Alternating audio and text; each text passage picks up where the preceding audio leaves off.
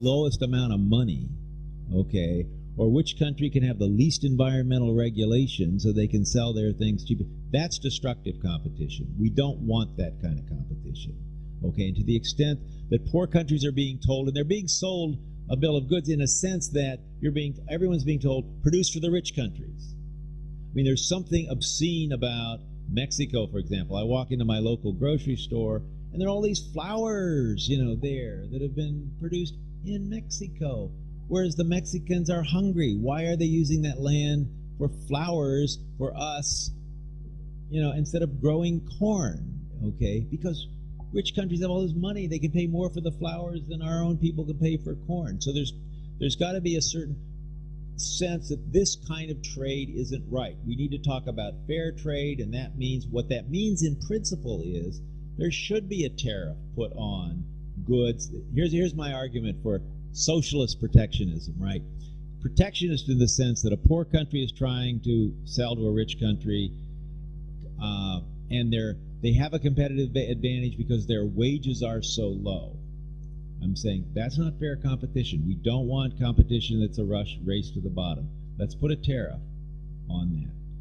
But the socialist part says, and let's take that tariff and give it back to the country so that they can use that money, in ways to improve, working conditions, and give it to the government if the government's progressive, give it to the labor movement or whatever.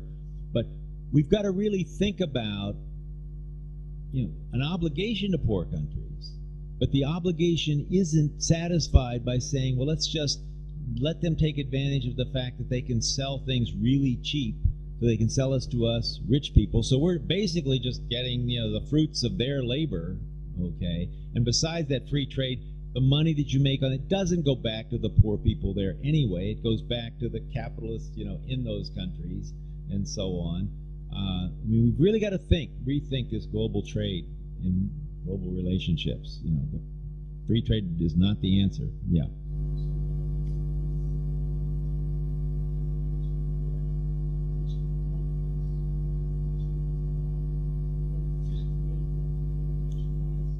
Yeah, I would think, yeah. Well, now I'm thinking in those terms. I'm thinking of the United States, and we're unilateral. We make all our own decisions. But I'm thinking, yeah, actually, I think so. I mean, I think a country should be able to say, what kind of competition is fair competition?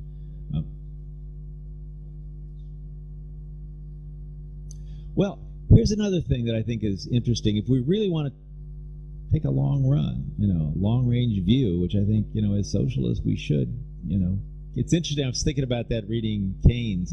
His willingness to project 100 years hence. What economist now would even begin to think about 100 years hence? You would only want to think about 5 years hence. What's going to happen. But first of all, bottom line, there's no way that the people of this earth can consume at the level that Swedes do or Americans do. There's simply not enough stuff for that. That's one. The other part is there is enough stuff for everyone to have a decent standard of living.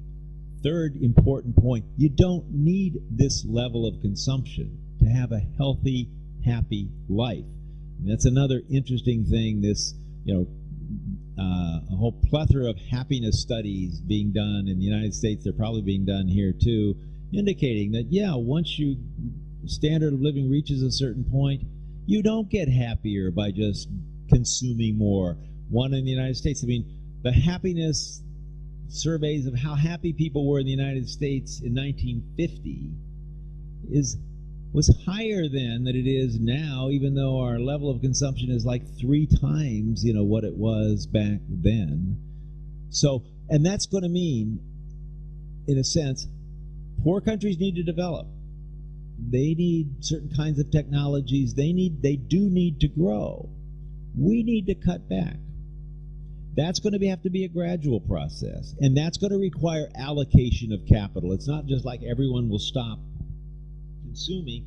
You got to figure out, well, then what are you going to do with the people that were producing those kinds of things, and what alternative jobs? How can we spread the work around so that if we're cutting back consumption, it's generating more leisure, okay? We can cut back and have a better quality of life. But there's no way you're going to do that if you don't have some kind of democratic control over investment.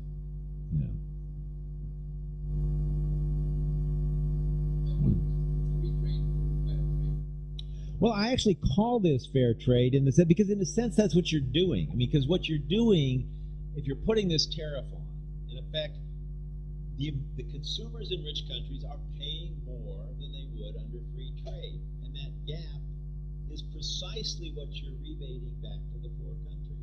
So you're basically saying, we're going to pay you more for the stuff that we consume. And it's going to be fair. And you're going to get that. So I mean, I want to think it's another way of thinking about fair trade. Fair trade means you pay more than the minimum, and that difference goes to those producers. Okay, I mean, I think this fits in with this. Now, again, that has to be phased in, because if you're paying more for things, consumers typically will not be buying as much. So now, in some ways, that's good. That means not as much of that has to be produced to produce the same amount of income. So there's more resources in those poor countries they can use for their own people and their own benefit. But no, I think it fits in with fair trade. I think it is a version of fair trade.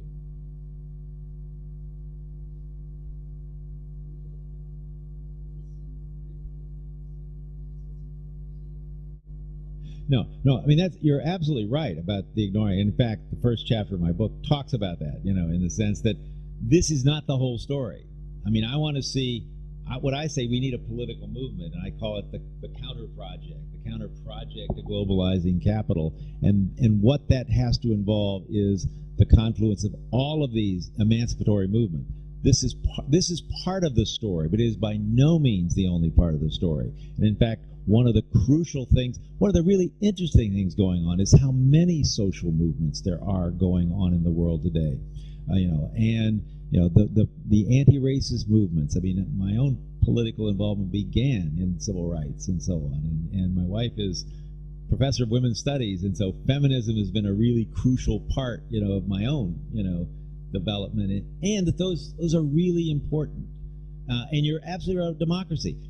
Democracy that is racist and sexist is going to give you a racist, sexist, workplace. No, those other movements are absolutely vital. So you don't want to think of, put everything else. No, likewise with the environmental movement. I mean, you can have an economy that is sustainable, but if people would rather just keep consuming, they're going to keep consuming. So democracy does not solve the problem, but this is compatible with solving the problems. And that's another thing, I think is interesting is we haven't quite reached the point, but I think we're moving in that direction. It's part of the idea of the World Social Forums and so on, which are bringing together people with all of these different kinds of things and trying to develop a sense that there's a collective project going on here for changing the world.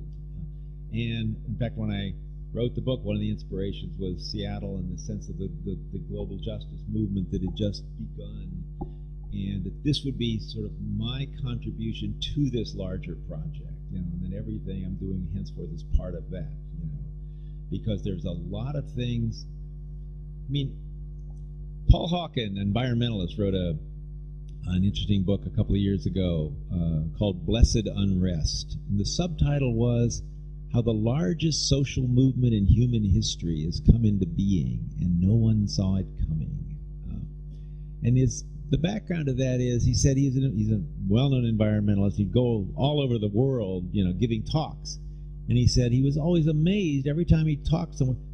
There were these people involved in organizations that he'd never heard of, okay? So he started compiling a database to try to figure out how many groups are there out there that are involved in something involving with social justice or human rights or indigenous rights or anti-racism or gender issues and environmental issues. And he came up with several million organizations that there are, I don't know how to put a number on it, but tens, hundreds, millions of people that are involved beneath the radar. You don't normally see them, and it hasn't yet coalesced into the sense that we're all part of a common project.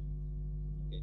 That, by the way, was one of the great powers for all of the faults of communism, that was one of the great powerful elements of that. When you became a communist, you felt you were part of a